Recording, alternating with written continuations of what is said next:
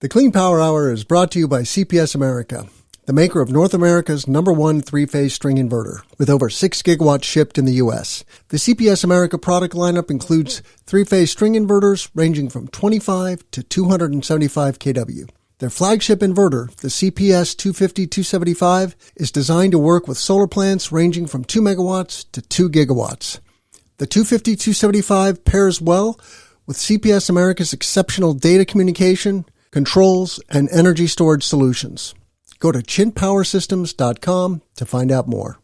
Our approach is really, if we truly want innovation and disruption in this space, we shouldn't be looking to the Mark Zuckerbergs or the mega corporations that benefit directly from maintaining the status quo and, focusing on a transition that benefits those of us that are already in pretty good shape, right? So we think we really need to look to the people and communities that stand to gain the most from an energy revolution and this just transition. And that's where you'll find real risk-taking innovation and disruption for the greater good.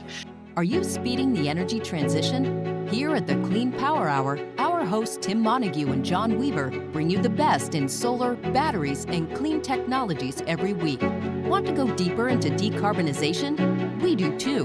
We're here to help you understand and command the commercial, residential, and utility solar, wind, and storage industries. So let's get to it. Together we can speed the energy transition. Today on the Clean Power Hour, bringing solar to the people who need it most.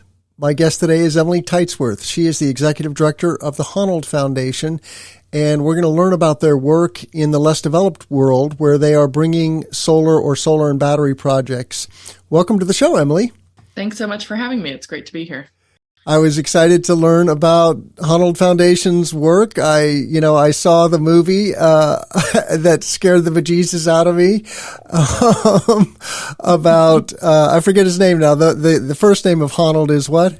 It's Alex Honnold. Yeah, Alex Honnold. And the name of the movie is? It's Free Solo. So yes. It chronicles his ropeless climbing and his ascent of El Capitan in Yosemite. And it's true. I mean, I've seen it a couple of times and I know that things end great, but it's nerve-wracking all the same. The whole time you're wondering, what's going to happen next? So yeah, I had the same experience watching it. Yeah, if you enjoy geeking out on the capabilities of humans, check out Free Solo. It is truly an amazing feat that Alex Honnold accomplished, climbing with no ropes. I don't recommend it, but it is a good movie. So anyway, and he's obviously a very generous person and thoughtful about humanity and the well-being of people who are less privileged than ourselves. And the backdrop here is that, well, I like to say on the Clean Power Hour, we have the technology to completely green the grid, and that's true. The question is, how accessible is that technology? So let's talk about your work. How did you come to the foundation, and what are you guys up to when it comes to solar and storage?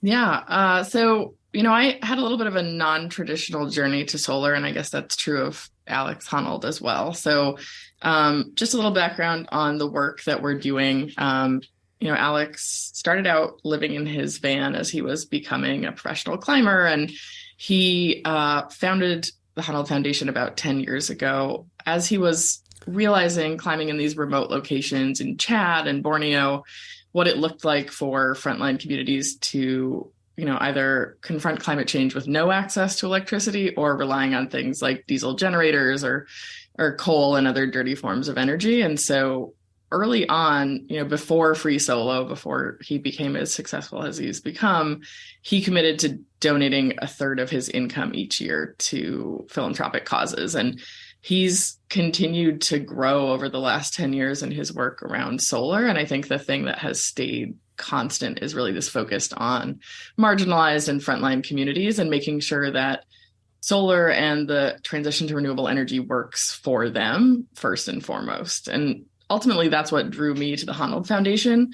I come from a background in public health, and I often get this question because I'm not a rock climber and I'm not a solar energy expert. And so hopefully I'm bringing other things to the table, but really about, for me, this combination of prioritizing people and the planet. And a lot of my work and background was focused on gender equity and community-based development in Africa and Latin America. And I think while that work is undeniably important, and especially when you think about development, environmental sustainability work with girls and women is critical, we really weren't having a conversation that brought in climate change and the impact that was already having in the communities where I worked. And so I think that combined for me with, having kids, and I think it is a little bit of a truism, right? Thinking that like climate urgency is more tangible when you have a family. It's not always the case, but as I started to do this work and think about what life was going to look like for my kids in 40 or 50 years, that urgency really drove me to work more in the climate and energy space. And I found just such a special and unique organization in the Honnold Foundation. Yeah, I think the UN is already documenting that climate change is causing mass migration, and that, climate change is going to disrupt food systems. That's the biggest concern I think that I have. It's going to disrupt many aspects of life for many people, but of course it is the poor, the low income people that are going to take it on the chin the hardest, and of course there's already a very large population of people that have marginal access to electricity. Period. You and I can't imagine life without electricity. We go on vacation to live without electricity. We call that camping. But it is truly stunning that, there's 1 billion people that don't have access to electricity, and solar and batteries are such a wonderful thing. They run on sunlight, and once they're set up, you really have this resilient system that can allow people to have access to education, the internet, telephony. The possibilities are truly endless that electricity provides for low-income families and people around the world. So this is extremely important, and it is easy to forget when we're living our normal lives in middle class America. While we do have poverty problems here in the U.S. for sure, and it's I guess it is truly much rarer that people don't have access to electricity in the U.S., but certainly other things like food are scarce for some humans in the U.S. But anyway, how do you approach this as the foundation? How do you receive applications, and how do you decide on who gets these grants that you're giving to ultimately install renewable energy systems? I live in California, and I think there's a lot of focus here, particularly on investment in big bet tech and utility scale projects. And I think, our approach is really, if we truly want innovation and disruption in this space, we shouldn't be looking to the Mark Zuckerbergs or the mega corporations that benefit directly from maintaining the status quo and, focusing on a transition that benefits those of us that are already in pretty good shape, right? So we think we really need to look to the people and communities that stand to gain the most from an energy revolution and this just transition. And that's where you'll find real risk-taking innovation and disruption for the greater good. And so our focus is really finding communities that want to use solar energy to advance their own goals and to really build energy resilience from within. And I think you touched on a lot of the themes that we think about, whether it is reducing out-migration from rural communities and providing workforce development, to food resilience and food systems. And that work for us is extending from New Orleans here in the States to Nicaragua and beyond. And how do you take these really promising and innovative ideas and help them develop proof of concept and the ability to scale so that those can be passed on to for-profit and to larger nonprofit funders? And so we just wrapped up our first open call for applications for this year. And what we tend to do is once or twice a year, we put out what we call an RFP, a request for proposals, and community-based organizations around the world, but mostly in the Western Hemisphere with a focus on the US, Central America, and the Amazon. Organizations will come to us with an idea, and we provide funding of between $30,000 and $100,000 a year for up to 3 years for projects to launch and hopefully scale with this community-based focus. So what that looked like really varies depending on the project. And next month, I'll be in Puerto Rico to wrap up our biggest ever project, which is a microgrid in central Puerto Rico. And it is connecting 14 businesses with several solar arrays, over 1 megawatt plus battery storage. And that's really focused on ensuring continued economic viability and development in the face of worsening hurricanes. And then also using these businesses as community hubs when the power goes out on the grid. And so that is super exciting. And that's an idea that came from within the community to do this really large community project. And the work that we're supporting ranges beyond that to, very small projects that might benefit a single girls' school in Guatemala or Liberia, or a community-based organization in Memphis. And so what we're really looking for is that, kind of win-win where we are advancing renewable energy and conservation while also benefiting, those who are really on the front lines. So you put out RFPs. Is that the process? You issue an RFP and then you get applications, and it just depends on where the applications come from as to how you end up picking a place to work in. I'm just curious, how do you evaluate the proposals that you're receiving?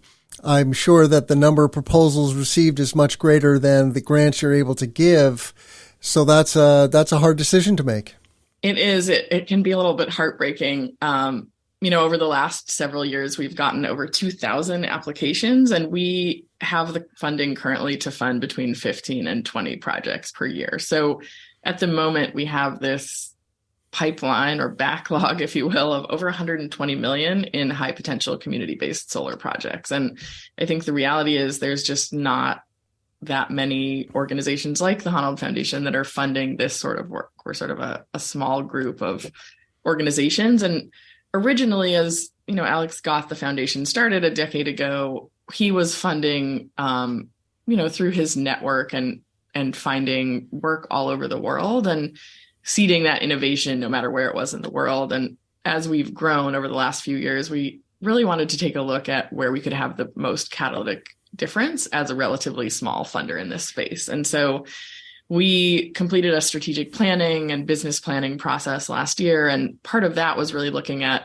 where is the philanthropic funding going in the solar world? Where is it not going? And where could we make a difference? And so this year we landed on a geographic focus that includes Black and Indigenous communities in the U.S. And the Western Hemisphere, with a focus on Central America and the Amazon, as well as the Caribbean. And then beyond, we're also supporting work in island nations around the world, because really small companies and organizations in places like Vanuatu or anywhere in the Pacific are really not able to access the kind of philanthropic support that they need to take these ideas that they have to scale. And then, interestingly, even in huge island nations like Indonesia, there is a really limited amount of both for-profit and philanthropic investment available for this kind of work. And so this year, we've really focused in on these geographic areas, and there's a lot of need around the world, but I think for us, it's about building these regional hubs and networks and then connecting our partners and grantees directly to each other so that they can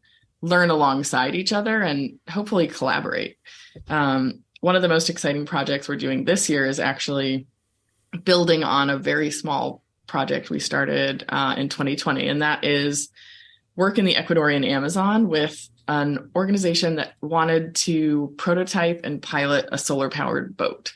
So in the Amazon, these indigenous nations that are patrolling their territory want to avoid building roads, because as soon as you build a road, illegal mining and logging and all of these sort of, unauthorized settlements come in and wreak havoc for the forest and the land. And so wanting to, move away from diesel-powered boats, they wanted to prototype these solar-powered canoes, and they just couldn't find traditional investment to support that. And so we came in and helped them create a prototype and their first fleet of boats. And since then, over the last couple of years, they've been able to access more traditional funding and scale this up both across the Amazon and actually in the Pacific as well. So I think that's really our role here, is to seed this innovation and help organizations at the community level take their impact to scale. And as you said at the beginning of the conversation,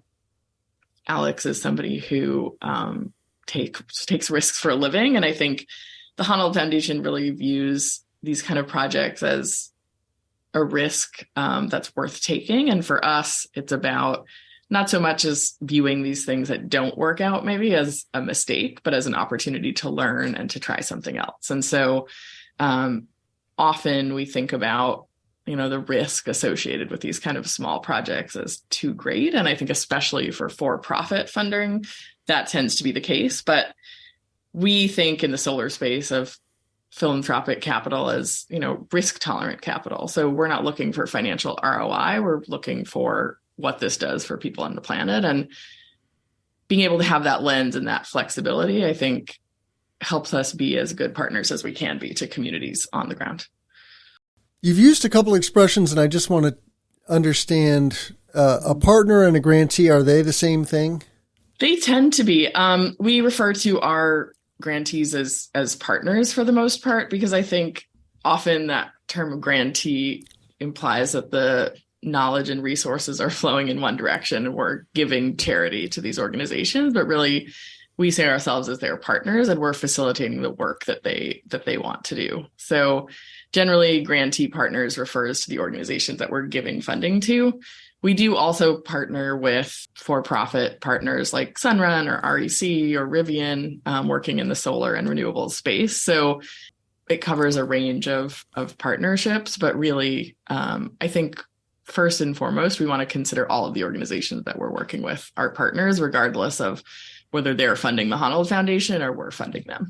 The Clean Power Hour is brought to you by CPS America, the maker of North America's #1 three-phase string inverter, with over 6 gigawatts shipped in the U.S. The CPS America product lineup includes three-phase string inverters ranging from 25 to 275 kW. Their flagship inverter, the CPS 250-275, is designed to work with solar plants ranging from 2 megawatts to 2 gigawatts. The 250-275 pairs well with CPS America's exceptional data communication, controls, and energy storage solutions. Go to chintpowersystems.com to find out more. And you're funding projects in the U.S., in Latin America, in Africa, sounds like in Asia as well. And just circling back a little bit to the methodology, clearly there's people everywhere who can benefit from solar and batteries, or electrification of transportation, as you pointed out, electrifying boat transportation. That sounds like a really cool project. But, you could probably easily be overwhelmed with applicants just from the U.S.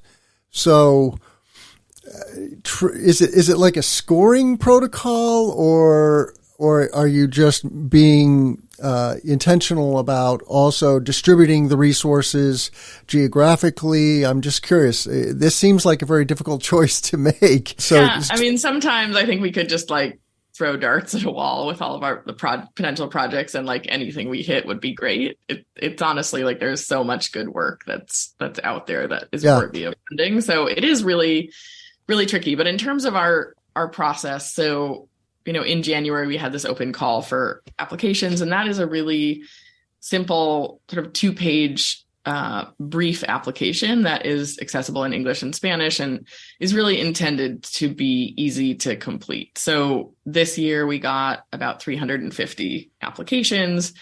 We'll look through those with both a community focus and a technical lens, and we have a rubric that we score all of our applications on. So the ones that really are meeting all of our criteria and have that something special, like an extra sort of wow factor, for lack of a better word, the solar powered boats are a good example, something that really hasn't been tried before. Mm-hmm. Those tend to rise to the top. And then we will invite between 30 and 50 finalists back to complete a more detailed project proposal and to have their solar installation plans reviewed by our volunteer technical advisory committee. So those are solar industry experts who've done both off and on grid installation in a variety of contexts, and they can really both review the technical aspect of the proposal and also, for those projects that we fund, serve as volunteer advisors to make sure that things run smoothly, and when the installation, potentially runs into challenges, they're there to problem solve and troubleshoot. And so from that sort of two-step process, we will come out with a slate of partners that we recommend to our board of directors and have some dialogue there around what the greatest potential is. And I think also, how are we building on our existing portfolio of grantee partners? And from there, we'll fund, as I said, between 15 and 25 new projects this year. The other thing that I'm excited we're doing more of starting this year is renewing funding for existing partners. So whether it is an existing partner who wants to expand their installation or, try something new in a partner community, or an organization that's really focused on community solar that we can support in their scale up as an organization, we're starting to give out longer grants and build these long-term partnerships. So I think, it is a really tricky and difficult process to winnow down from 800 or 300 applications to this small cohort. But one of the things that we also think about is, how do we connect both our existing partners and partners we're not able to fund to other sources of funding? And a lot of that is really helping tell the stories of these projects and connect them to other sources of funding. So one project that I absolutely love is in West Virginia, actually, here in the States, with Coalfield Development. And they are doing incredible work around workforce readiness and transitioning from coal to solar workforce training. We helped them install solar on their headquarters and a workforce training center. And from there, they were able to access a huge grant, I think $88 million last year, from the federal government to work in coalition across the state. And so, we're able to help them tell that story. We created a video with one of our corporate partners and help them market the work. And then they're really able to take it to scale with other partners. So I think for us, that, then frees up this whole pipeline of funding and ability to work with other smaller organizations. So we think about it as, to some extent, you could see it as a drop in the bucket, right? But it is really about what that seed funding can do for these organizations and what our network and Alex's network can do in terms of connecting them to opportunities to tell their story and find other sources of funding as well. That's great. That is certainly an amazing story. I mean, you have no shortage of amazing stories, it sounds like. So that is truly incredible, the work you're doing, and it's so vital. I love this. So I notice, when looking at your website, honnoldfoundation.org, HONNOLDFONDATION, honnoldfoundation.org, there are three ways, seemingly, to engage. You can become a donor, which makes perfect sense, right? You're a foundation, so anybody can make a donation and then put that money to work, helping less advantaged people anywhere that you're doing your work. Becoming a partner, obviously, we've talked quite a bit about that. Those are the grantee organizations that are doing these amazing projects. And then taking action. What is that other alternative? How can people take action? Yeah, these are, sort of the core opportunities. And you said, we're always looking for referrals for potential partner projects. So I think, even though we only fund once or twice a year, people are welcome to send us ideas and connections there. On the donation side, one of the things that I love about Alex's approach to this work is that he funds all of our operations and salary costs. So when we bring in individual or corporate or foundation partners to fund the work, 100% of their donation is going to support the projects in the field. And so people can feel good if they're contributing $5 or $500,000 that it's all going to our partner projects, which is really exciting. And then I think there are a few other ways to get involved. And, one of the ways that we've been expanding over the last few years is a volunteer program for skilled volunteers. So I mentioned our technical advisory committee. So people who are working in solar and have technical expertise that they want to contribute working directly with our partners. That is a really great way to get involved and put your technical, engineering or other solar industry skills to work. We have several sort of marketing and graphic design and communications volunteers who work with us and then with our partners to tell their stories in a innovative and persuasive way. Because I think for small nonprofits, it's really difficult to access funding to do that kind of like marketing work, for lack of a better word, and get your story out there.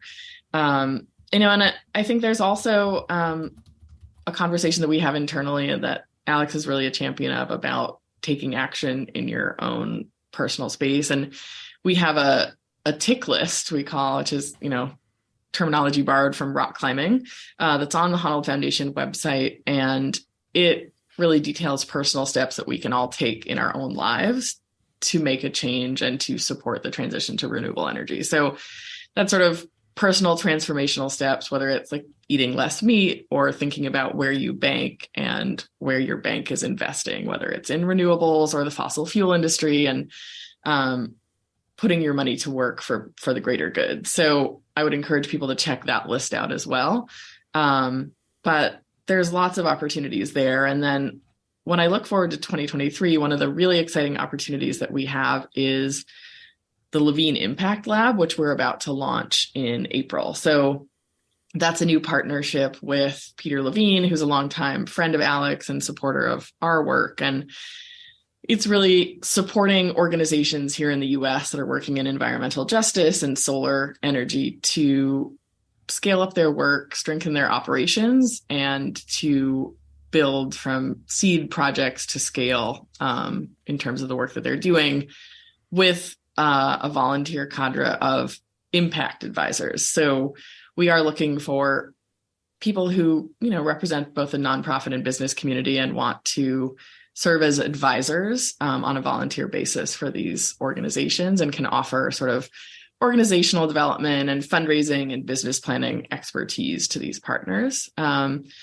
There's so much that's available to, corporate, let's say like organizations that are invested in by venture capitalists or, more traditional investment pathways who get a lot of leadership development and unrestricted funding that just doesn't often flow to grassroots partners. And so what we're hoping to do with the lab is really build this cadre of people who are invested in the work and have expertise to contribute and to help these organizations access the leadership development and support that is going to help them take their work to the next level.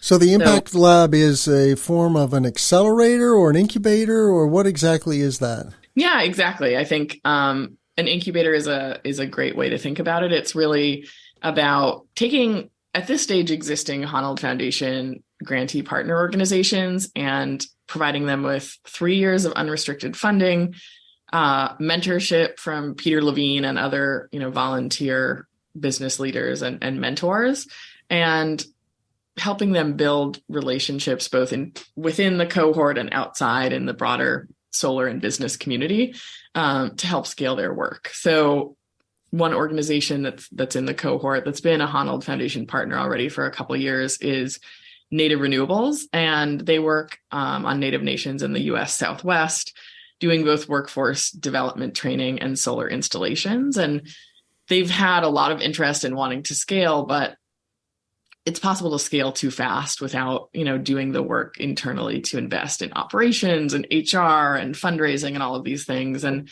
so we're really helping organizations like that with great internal expertise, a really incredible business model, and the desire to scale up their work I would think about it as like going slow to go fast, really doing the internal work to enable them to be successful in the long term. So really excited to see what that can do for these, community-based and community-led organizations over the next 3 years.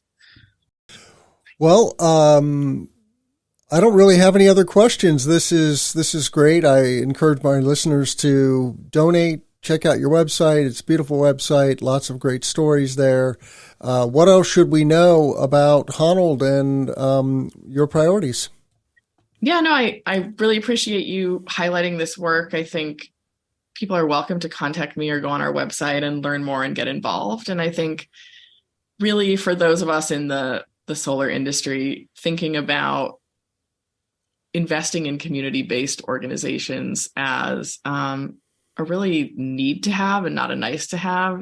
Things like community workforce development are going to be necessary for the for-profit solar industry to scale. And there's just so much innovation and excitement and ideas in these frontline organizations and communities. So I would encourage people to learn more, and then also to check out the partner organizations in our network that are highlighted on the website. So if you're drawn to women's empowerment or agriculture or, the Amazon, there's a project there that you can get involved in and support directly. And I would encourage people to check that out, and feel free to contact us.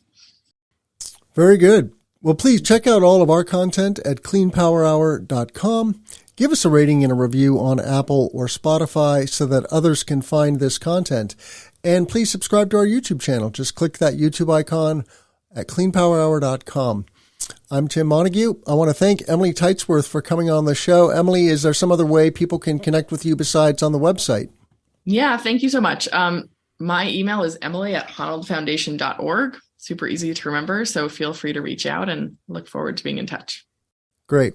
I'm Tim Montague. Let's grow solar and storage. The Clean Power Hour is brought to you by CPS America, the maker of North America's #1 three-phase string inverter, with over 6 gigawatts shipped in the U.S. The CPS America product lineup includes three-phase string inverters ranging from 25 to 275 kW. Their flagship inverter, the CPS 250-275, is designed to work with solar plants ranging from 2 megawatts to 2 gigawatts. The 250-275 pairs well with CPS America's exceptional data communication, controls, and energy storage solutions. Go to chintpowersystems.com to find out more.